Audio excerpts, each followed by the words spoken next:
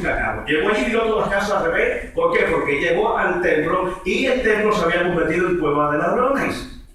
Él, como Dios encarnado, tenía la autoridad para hacerlo. Entonces nosotros tenemos la justicia de Dios está en nosotros. Porque nosotros hemos sido justificados.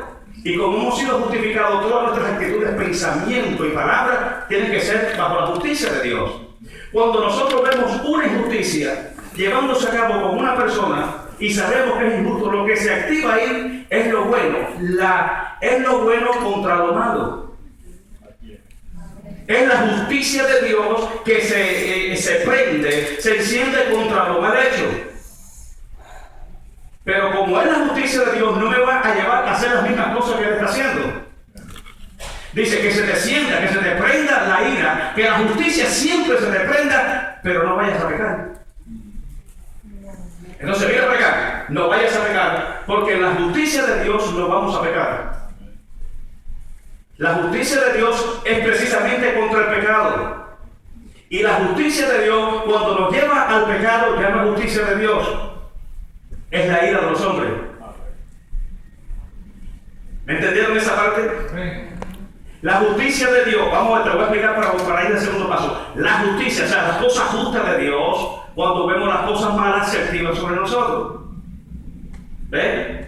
Ahora, esa justicia de Dios no nos puede llevar a nosotros a caer en el mismo pecado que nosotros estamos viendo, que es injusto.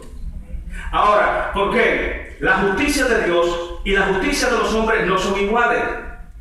Cuando el hombre actúa en la carne y se pone todo airado y todo desordenado, dice, no, medio mes airado por lo que no, esa es la carne.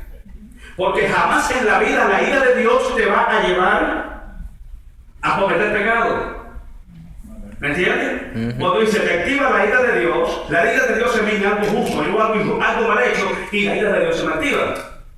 Pero ahora, yo por encima de eso no voy a coger lugar para la carne y hacer otra cosa peor. ¿Por qué? Porque en la justicia de los hombres, porque en la ira de los hombres no obra la justicia de Dios. ¿Estamos claros en eso? ¿Estamos claros? Si hay que lo de eso, vamos a repetir. Aquí no entiende, no tengas pena. Por ejemplo, yo me pongo airado en la carne y yo voy a cometer pecado. Mira para acá, la ira en la carne siempre comete pecado. Eso no falla. La ira en la carne siempre comete pecado. Y dice que en la ira de los hombres en la carne no obra la justicia de Dios. Amén. Amén. Pero si yo veo algo mal hecho con mi hermana, lo que se activa en mí es la ira de Dios contra lo mal hecho. ¿Por qué? Porque el estilo mío de vida es hacer lo bueno, es hacer obras justas. Todas mis actitudes, palabras, pensamientos son justos. Y cuando yo veo algo mal hecho, pues es algo contradictorio que me hace reaccionar ante la justicia. Entonces, no puedo poner airado, pero dice el Señor, no vayas a pecar. Amén. Con la ira de Dios. Ahí tiene la revelación. Hay una revelación profunda.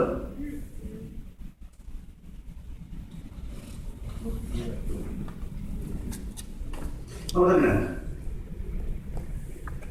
La ira. Contienda. Siempre. Personas que tú no sabes cómo le van a hablar. O donde quiera que le hables con una contienda.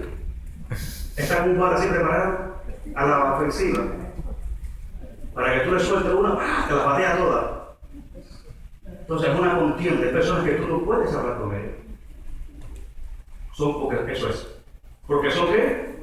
Porque son contenciosas.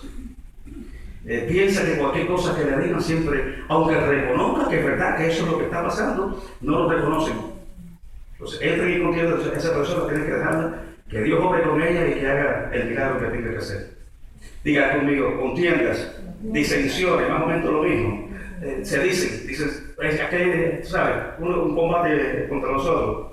Disensiones, herejías, envidias, homicidios.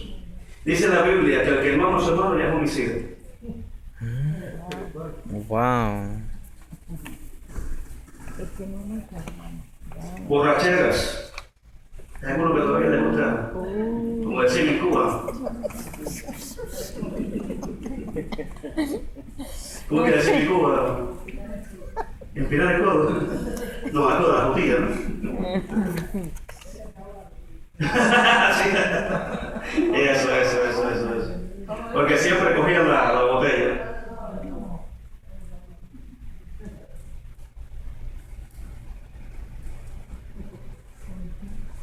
Al borracho. Vamos, termino. Envidia, homicidio, borrachera, orgías. Chavo, orgía, ¿no? No es orgía. Yes, orgy. Eso es orgía. Ojalá que eso fuera orgía.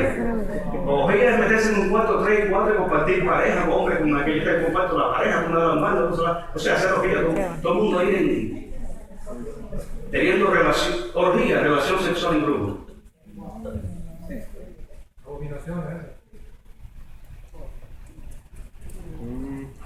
Y cosas semejantes a esta, acerca de las cuales os amonesto, como ya os he dicho, que los que practican tales cosas no heredarán el reino de Dios. Wow. El tiempo se me fue, no puedo seguir.